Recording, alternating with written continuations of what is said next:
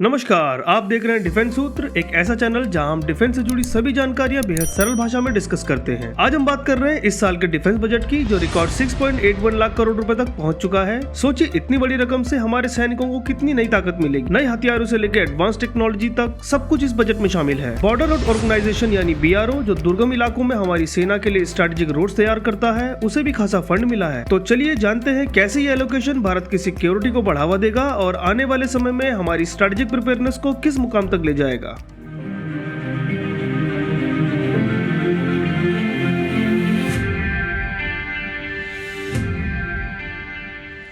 तो पहली अपडेट ये है कि भारत के नए डिफेंस बजट को 6.81 लाख करोड़ रुपए तक बढ़ा दिया गया है। अगर पिछले साल की तुलना करें तो ये करीब 10% का इजाफा माना जा रहा है। इस बजट से हमारी इंडियन आर्मी, इंडियन एयरफोर्स और इंडियन नेवी की ऑपरेशनल जरूरतों के साथ साथ उनके मॉडर्नाइजेशन प्रोजेक्ट्स को भी शामिल किया गया है। मॉडर्नाइजेशन में एडवांस फाइटर जेट, नेवी के लिए नए वॉरशिप और आर्मी के लिए नए हाईटेक राइफल जैसी चीजें आती है। इतना ही नहीं, इस बजट के कैपिटल आउटले यानी हथियारों, मशीनों और इंफ्रास्ट्रक्चर पर खर्च होने वाले हिस्से को बढ़ाकर लगभग 1.63 लाख करोड़ रुपए कर दिया गया है। इसका मतलब यह है कि हमारे सशस्त्र बलों को आधुनिक टेक्नोलॉजी और बेहतर हथियार मिलेंगे, जिससे उनकी मारक क्षमता और तेज होगी। इस बजट का एक अहम पहलू है बॉर्डर रोड ऑर्गेनाइजेशन यानी BRO के लिए बढ़ी हुई फंडिंग। BRO हमारे सीमावर्ती इलाकों में स्ट्रेटेजिक रोड्स और टनल का निर्माण करता है, ताकि दुर्गम इलाकों में भी जवानों की तेजी से तैनाती और जरूरी सप्लाईज की सप्लाई सुनिश्चित की जा सके। खासतौर पर चाइना ने अपनी सीमा के पास कई ड्यूल पर्पस गाँव बना दिए हैं, जहाँ जरूरत पड़ने पर सेना को भी तैनात किया जा सकता है। ऐसे में इंडिया को ऑल वेदर रोड्स की जरूरत है, जो हर मौसम में खुली रहे। जम्मू से लेकर उत्तर पूर्वी राज्यों तक की पहाड़ी ज्योग्राफी के चलते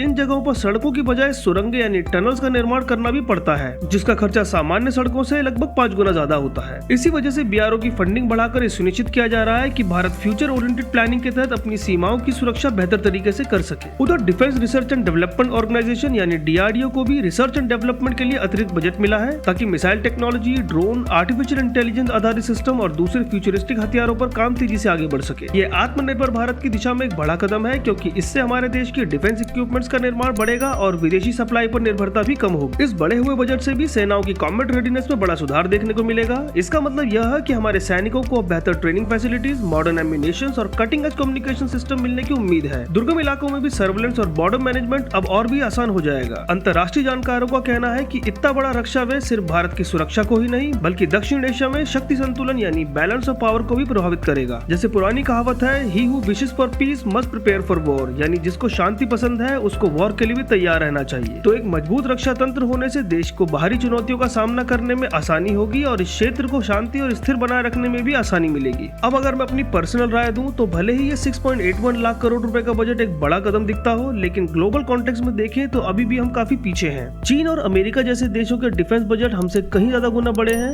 आज के दौर में advance weapons, drone, cyber security और आर्टिफिशियल इंटेलिजेंस सब कुछ बहुत महंगा होता जा रहा है। एक छोटा सा जेट इंजन बनाने के लिए या फिर किसी IIT के साथ नए मटेरियल पर रिसर्च करने के लिए भी भारी फंडिंग की जरूरत पड़ती है। हमें बड़ी बड़ी इंडस्ट्रीज चाहिए जो तेजी से मैन्युफैक्चरिंग कर सके, ताकि हमारी सेनाएं मॉडर्न इक्विपमेंट से लैस हो सके। बॉर्डर पर तैनात हमारे जवानों को नए और बेहतर हथियार मिले, ताकि वो हमारी सीमाओं की सुरक्षा सुनिश्चित कर सके। मेरा मानना यह है कि बजट को कम से कम 3 गुना और बढ़ाना चाहिए, ताकि हम सिर्फ सर्वाइव नहीं बल्कि थ्राइव भी कर सके। आखिर हमारा सपना तो एक मजबूत और सुरक्षित भारत का है, जो हर मोर्चे पे तैनात रहे। जब देश मजबूत होगा, तभी हम दुनिया में शांति और स्थिरता लाने में अपना सहयोग दे पाएंगे। वीडियो में आखिर तक बने रहने के लिए बहुत बहुत धन्यवाद। उम्मीद करता हूँ कि आपको आज का अपडेट पसंद आया होगा। अगर आपको ये जानकारी रोचक लगी तो वीडियो को लाइक और शेयर जरूर करें। ये नया चैनल है दोस्तों, इसलिए हमें आपके सपोर्ट की काफी जरूरत है। तो चैनल को ज्यादा से ज्यादा सब्सक्राइब करें और कमेंट में बताएं कि अगला वीडियो आपको किस टॉपिक पे चाहिए। हम आगे भी ऐसे जानकारी भरे डिफेंस अपडेट्स लाते रहेंगे। आप देख रहे थे डिफेंस सूत्र। जय हिंद।